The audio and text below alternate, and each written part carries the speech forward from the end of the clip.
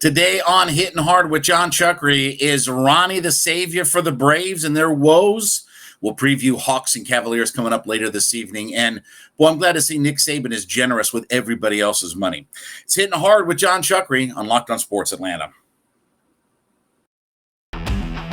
This is Hitting Hard with Jon Chuckery, part of Locked On Sports Atlanta. And it starts now.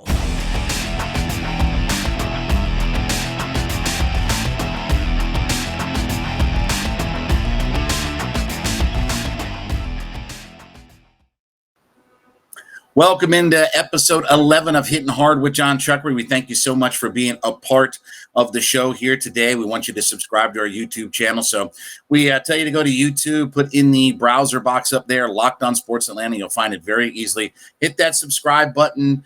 Take a look and look around at all the different shows that we've got going on right now. Give us a review, like us, tell us what you think about this show. And don't forget, you can check us out on my Twitter page at JMCH316. Don't forget about Locked On Sports ATL as well on Twitter. So we ask you to be a part of our growing community and just want to thank you for so many of you jumping on board and being a part of all of this. So a lot to get into here with you today. And we're going to start first with the Atlanta Braves, who got blown out again last night. First game out in San Diego on this West Coast road trip. Charlie Morton just got pounded in the first couple of innings. Did kind of come back and hold things down, but 12-1 last night. The Braves lose, and they're now 3-5 on the season. And it's been a, kind of a woeful start for the Atlanta Braves, considering that they've played the Cincinnati Reds, the Washington Nationals, and now they're playing a good team in San Diego Padres. Look at some of the numbers that the Braves are at right now. Let me just run through some of these numbers for you. So they have scored the fifth most runs in Major League Baseball, but remember, they scored 16 runs in one game. So in their other 7 games that they have played, they have averaged 2.71 runs per game. They've struck out the third most times in Major League Baseball. They've left the fourth most men on base in baseball. They're below the league average in batting average. They're below the league average in slugging percentage. Their pitching staff has given up the second most hits of any staff. They've given up the most runs as a pitching staff. They have the third worst ERA. And then, we don't want to forget defensively how bad this team has been, for considering it's been a hallmark of the Braves last few years. They have the fifth worst defensive efficiency rating in baseball. They have the second highest amount of errors committed by a team in baseball, and they have the 7th worst fielding percentage in Major League Baseball. All of that adds up to it has not been a very good run. Now, obviously, the big piece that the Braves are missing right now is Ronald Acuna Jr., and everybody is kind of rubbing their hands and, saying seances and having prayer meetings and all kinds of stuff about how soon that he's going to come back. Does Ronnie coming back solve everything for the Atlanta Braves? No, it really doesn't. Collectively, they've not pitched well. They've not hit well. They've not fielded well. You saw last night, their outfield defense is a disaster right now. And there's not really much of another way to describe it. Ozuna can't get to any balls. You saw Rosario muff a fly ball last night. And Duvall's been okay in center, but Ronnie coming back and having to play center a whole bunch and wearing out his legs, or, trying to spot fill in center when Duvall needs a night off.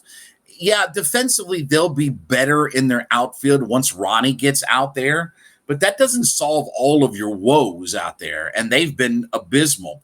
As far as the offense goes, Olsen's done such a good job at the top of the order getting on base that they've had plenty of opportunity. Again, I just told you, they have the 4th most men left on base in baseball this year. So we know where Ronnie's going to hit. He's going to hit in the leadoff spot. He's not going to move into a run-producing role and things like that. And you figure, okay, Ozzy is going to stay down in a more run-producing role. Fine. Okay, that's where he hits most of the time anyway. The only reason that he hits at the top of the order for right now is when there's a lefty on the mound and they don't want to hit Rosario at the top of the order. Now, let's talk about Rosario for just a minute. How bad has he been out there? It does make you sort of wonder, right, that they caught lightning in a bottle with some of those guys. Rosario's off to a disastrous start at bat and in the field. Have you seen Jorge Solis' numbers, by the way? He's hitting a $158 with 9 strikeouts and 19 at-bats. So almost half of his at-bats result in no contact. He has no homers, no RBI, and a .158 average. So it's not like he's done anything or built off of what he, all that good. It is amazing to think about how they caught lightning in a bottle with all of these guys last year, with Peterson, with Rosario, with Soler, guys who were just basically kicking the can down the road, and they came here and everything just magically worked itself out. Now, there's no doubt that getting Ronnie back is going to change some of the dynamic. There'll be a little bit better outfield defense out there, but their infield defense hasn't looked great at times this year either. They'll certainly be better at the top of the order, but again, they need help in driving in runs right now. They don't hit a lot of home runs, and they don't produce a lot of runs. Outside that 16-run game, as we said, you're under 3 runs per game. This offense shouldn't be that way. I mean, I understand the pitching having some time to come along. Guys aren't stretched out. Guys didn't get a lot of work in the spring. I understand all of that. And you saw Charlie Morton go from he was magnificent in game 1 to last night was just And I tell you what, here's where I give Morton a lot of credit last night, is that he fought and scratched claw. It would have been very easy after 5 runs in the first 2 innings for Morton to just kind of collapse and have to go to the bullpen and start wearing those guys out. Well, and especially just starting this road trip and you got 14 total games at the start of the season, would have been very easy. But Morton fought, scratched, clawed, and he didn't give up another run in the next 3 innings. So he found a way to get them 5 innings last night. That's important. I mean, that may pay dividends, not so much last night, but certainly tonight, tomorrow, in the next series. Those are the kinds of things that will start to pay dividends because we're still over a week away before the Braves are going to get their first day off during the regular season. So you got 14 straight games to start with. As bad as it was for Morton those first couple of innings, he needed to get himself on track, and he helped out his bullpen by finding a way to get 5 innings. So I thought that was I don't know if clutch is the right word, but certainly it was a bulldog effort, if we want to use a local term here, right? It was a bulldogish type of effort out of all of it. But let's see what happens when Ronnie comes back, because right now there aren't a lot of good things that the Braves do. What's the best thing that the Braves do right now?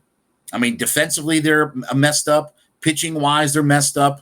Offensive-wise, they're messed up as far as not, scoring enough runs and things like that. Now, let me say, too, that I'm not concerned about the Braves, okay? I'm not panicking about the Braves, but didn't we all expect a little bit better? This is the reigning World Series champions, right? I mean, I did see that last fall, right? And they do have arguably one of the best teams. I mean, pitching staff-wise, how many teams have 3 high-quality starters the way that the Braves are at the top of their order? They would rotation. Teams would love to have those kinds of guys. How many teams have the depth of the batting order that the Braves have? And they can mix up lefty-righty with you. You want Olsen from the left. You want Rosario from the left. You want Ozuna and Riley from the right. You want Ozzie switch hitting. They've got all kinds of pieces and parts that they can match out there, but nothing has really come together. And it's just frustrating because you just figured that although last year it was scratch, claw, fight, and eventually that switch just kind of turned on and things started getting better.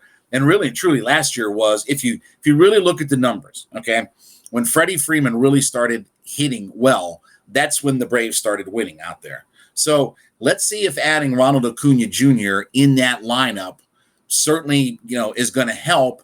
But does that start to fix the ails? Does it make the defense better? Does it make their pitching staff better? Does it make, their offense better and things like that? And, he'll come back in and he'll have to slow work himself in. That's going to be the other thing, too, is that it's not like the first day that he comes back, he's going to be out in center field and play 9 innings and everything's going to be ready to go and this and the other. I would assume that they're going to try to work him in, probably, play him a little bit of DH, work him in the outfield some. I mean, just kind of get him back acclimated, because he hasn't had any kind of real spring training. He hasn't had any time to really ramp up or get himself ready. And it's not just a quick switch that you just flip on and everything is good to go out of all of it. So it's been a frustrating start, no doubt about it. And when you look at the numbers, offense, pitching, defense, how bad that they are in all phases of the game, you figure there's nowhere to go but up, right?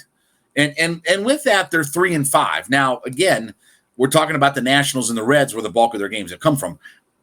The Nationals were 32 games below 500 last year, and even though the Reds were a few games above 500, they lost Castellanos and some of the guys that really made their offense click and all that. So Castellanos is certainly the best player from last year, and you're relying on 75-year-old Joey Votto to be a part of all these solutions there. So it's frustrating. I'm not panicking. We got a long way to go, but I certainly think that we thought this would be much better. And let's hope that Ronnie is that injection that can get this offense, defense, pitching, whatever, that he can be that guy that injects life into this team that's been struggling as of right now. All right, when we get back, we're going to preview Cavs and Hawks coming up as play-in game number 2 for the Atlanta Hawks. Can they get themselves into a series against the Heat? Hitting hard with Jon Chuckery on Locked On Sports Atlanta.